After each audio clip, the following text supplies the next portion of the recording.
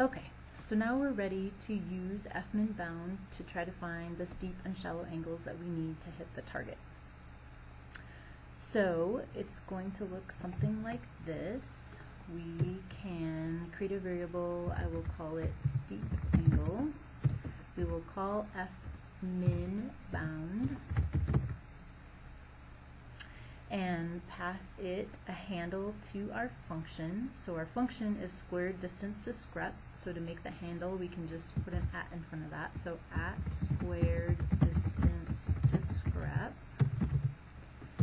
And then we need to give it the min-val and max-val, the interval boundaries. All right. So we're looking for the steep angle here. So for our simplified example, the steep angle is going to be between 45 and 90. And remember that those are scalars, not a vector, when we call fminbnd. So first 45 and then 90. And then we have to realize that our squared distance to screp function has more than one input. So this is kind of like F0 from lecture, well, completely like F0 from lecture 16. We need to give MATLAB empty square brackets to say, go ahead and use your default parameters for fminbnd.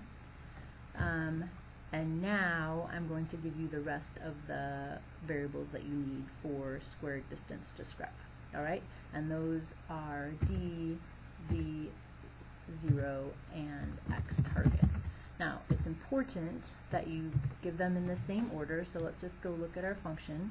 So we don't need to do anything with theta. fminbnd already knows that since that's the first variable, that's what it's trying to do something with, alright? But we need to give it the second, third, fourth, and as many as there are additional inputs, alright, in the same order. So d, v naught, x target. So let's make sure that we got that right. D, v naught, x target, okay? So that seems good. So let's go ahead and run this section. And MATLAB tells us that the steep angle that we should use is 70.1, which was pretty close to our guess, right? So that feels good. All right, now, if we wanted to find the shallow angle to hit the target, we could copy this line of code, change a few things, all right? So let's change our output variable to shallow angle. All right, and then we're going to change min-val and max-val to 0 and 45. Okay, so again, remember this is our simplified example. The maximum distance will be at 45 degrees since it's symmetric. And so somewhere between 0 degrees and 45 degrees will be the right angle to hit the target. Okay, and then again, we've got our empty square brackets telling MATLAB to go ahead and use its default parameters.